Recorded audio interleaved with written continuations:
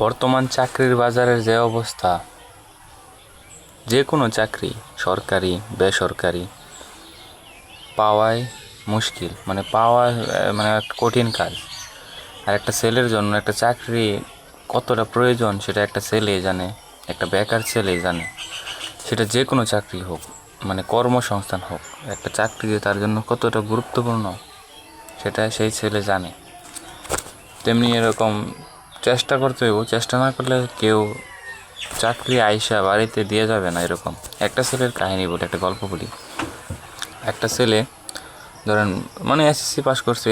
SSC pass করার পর থেকে বিভিন্ন এই সৈনিকে বিভিন্ন পোস্টে আর কি আবেদন করে চাকরি লেগে অনেক মাঠ করে, পুলিশ, আর্মি, নেভি, এই বিভিন্ন বাহিনীতে মাঠ করে, কিন্তু চাকরি হয় না। একটা শেষে তার বয়স 22 বছর হয়ে যাবে, মানে সৈনিক চাকরিগুলোতে আবেদন করার যোগ্যতা মানে তার হারায় যাবে আর কি বিভিন্ন।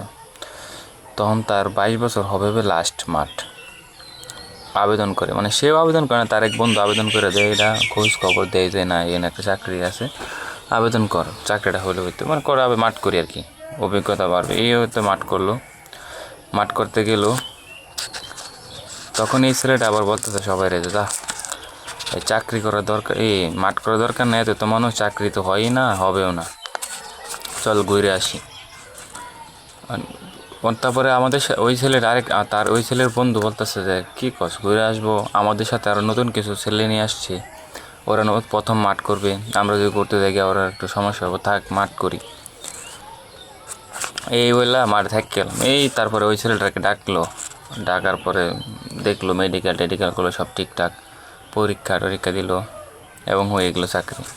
মানে সে কল্পনাও করতে পারে না, যখন যার যেভাবে হয় আর কি, রিজিক থাকলে এটা হবেই। আর চেষ্টা না করলে কোনো সময় যে চাকরি হবে এটা অসম্ভব। চেষ্টা ছাড়া কোনো কিছু সম্ভব না, কারণ চাকরি কেউ বাড়িতে এসে দিয়ে যাবে না।